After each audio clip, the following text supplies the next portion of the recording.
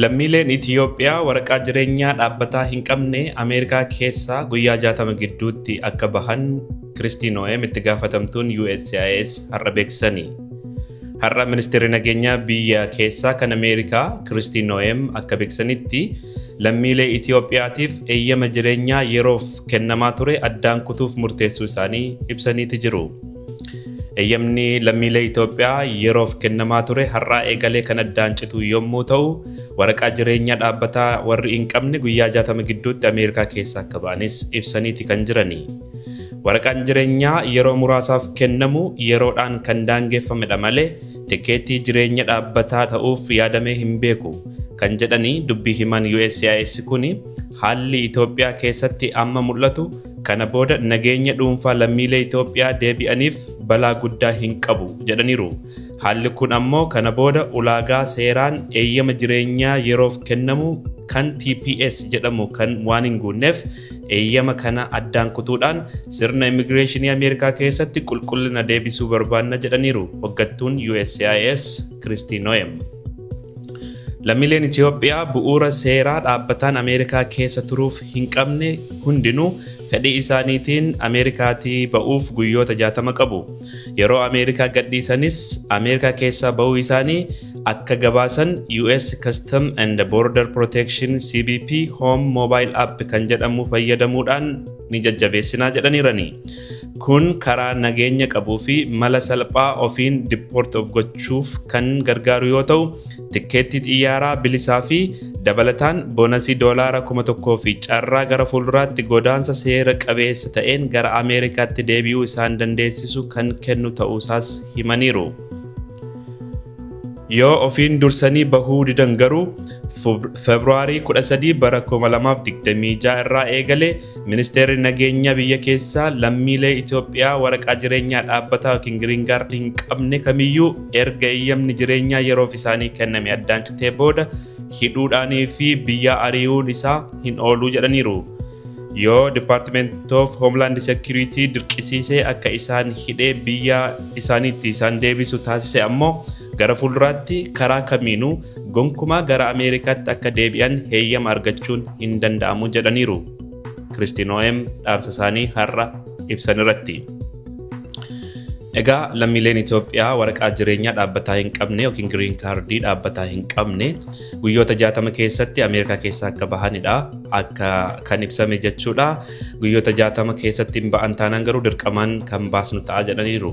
Egaa Ameerikaa keessaa dippoorti gochuun lammiilee Somaalee irratti torbanoota lamaan darban irratti waan ta'aa ture waliin argaa turre amma immoo gara lammiilee Itoophiyaatti kan dhufee jiru jechuudha.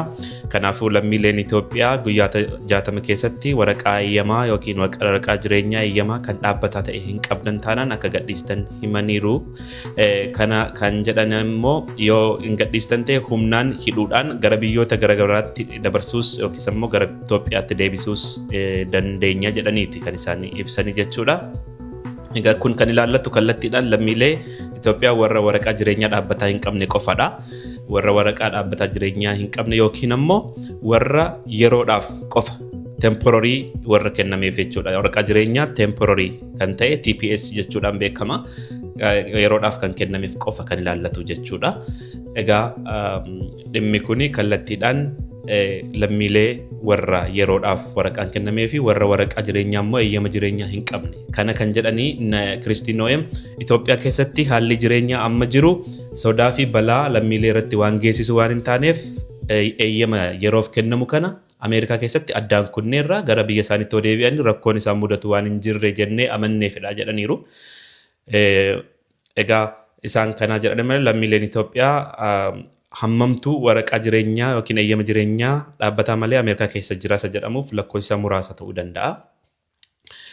Kuni namoota muraasa irratti dhiibbaa geessisuu danda'a. Garuu odeeffannoo kana namoota beektaniif akka qooddan dhaamsa keenya isinii dabarsina jechuudha. Kallattiidhaan namoota beektan namoota naannoo keessan jiranitti itti himuudhaan yookiin odeeffannoo kana dabarsuudhaan akka isaan qophaa'an akkasumas immoo akka isaan odeeffannoo sirrii fi guutuu ta'e argatan keessumaayyuu looyeroota isaanii abbootii seeraa dubbisanii sirriitti dhimmi kun maal akka ta'e hammam miidhaa isaan irraan ga'uu akka danda'u ofiin dursanii biyya Ameerikaa keessaa ba'uu fi humnaan ba'uun maal akka ta'e adda baafatanii akka sirriitti hubatan taasisuun gaariidha. Namoota naannoo keessanitti jiranitti akka himtan dhaamsanis ni dabarsinaa jechuudha. Jarri amma sooreen dubbatte kun waan namni mataa yaadu namni biyya takka keessa jiru namni biyya tana keessa jijjiiruu barbaadu irraa dubbachuu qabu guutuu wali qabdee jecha gabaabaa tokkoon ibsiti. Maaliif isaanii jarri Soomaaleedhaa kuni akka nama jaarsa hin qabne akka jaarsa qaban han ilmaan torba ilmaan saddeet qaban teeknikalii akka siistama mootummaatti akka nama jaarsa hin qabne singil maamiif godhanii ha jaarsa qaban makiinaa isaanii jaarsi paarkii biraatti dhaabeeti dhufee mana keessa wajjin bula beesimantii keessa taa'ee godhanii wajjin jiraatan isaanii warra taaksii kafalu kana warra gartee jiraachuu jiru kana warra ifi waan takka ifi fudhachaatii warra taaksii kafalu kana warra halkanii guyyaa jijjiiruudhaaf carraaqu kana miidhan siigalee miti isaanii senetari isaan biyya sana Minnesota keessatti senetari isaanii Soomaaleedha isaan bira deemanii bizinesi irratti sappoortii wal godhan maallaqa kana siistama kana abiyuus godhanii siistama kana haak godhaniiti maallaqa kana jechuun wali qabatanii biyya isaaniitti irratti ittiin misoomsaa jiran. Trump is enough more than enough smart for that. Laali jala bu'ee siistama kana maallaqa kana hanga isaan arti keessaa baasan maallaqa kana isaan hanga isaan arti keessaa waan ni godhan siistama kanaan irra geeti irra bobbee malee wallaahi Trump anillee bootiin godha irra deebi'ee chaansii san harkan.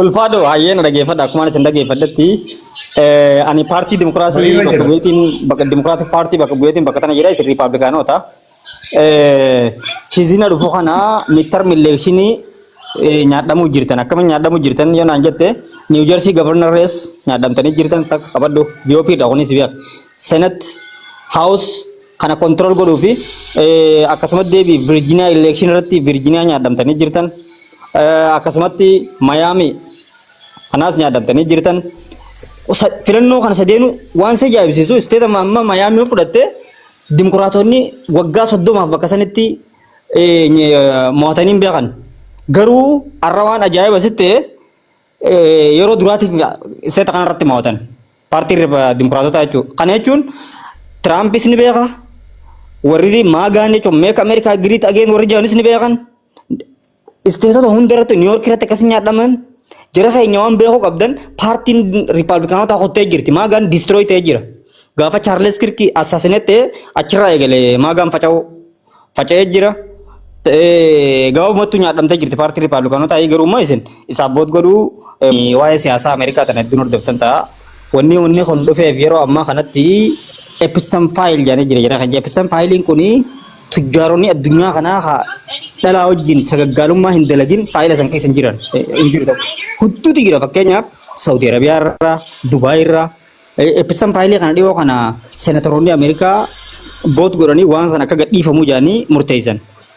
Yeroo kana Trump maal godhee miskiina Somaaliyaa tanaas fudhate jira keenya. Somaaliyaas fudhatee miidiyaaleen addunyaa Somaaliyaan gaangistarummaa qabdii akkan jenne gaangistara kana beekama walii galla kanarratti Somaaliyaan terroristiidhaas gaangistaraas kana ni qabdi. Garuu amma tahee wanni ajandaan kun ammatti gad dhufeef waan biraa odoon taane miidiyaan akka waan epistem faayil san jedhan deemneef miidiyaaleen addunyaattis ammas faca'uu maagaa kana jechuudha. Maagaan adda faca'uu kana sababa kanaafi waa'ee Somaalee kana gaffitee ajandaa darbe malee Trump Somaalee waan takkas godhuu hin danda'u. Somaaleen hundin parsantiin 70 ol citizen jira keenya kana gochuu danda'u qabdan.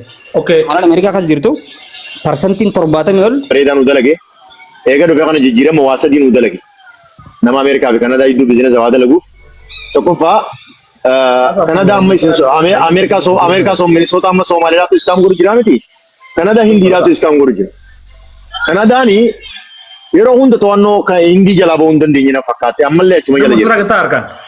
Gaaddisa maa eettame gaafite sanarra gaafa dhummata. Mogaa sagaleen diin jirtu. Ni jirti. Kaa tokko gaafii qabaan saamee koo gaaddisa kana akkuma rifachuu jira. Isaan waa ta'u. Warra eeyyamaan dhufe homaan godha latte. Nama warra wayil kaampuu. Isaa bilisa akkasiin sodaachisina. Awwa illee beekte. Saafi milkee isaa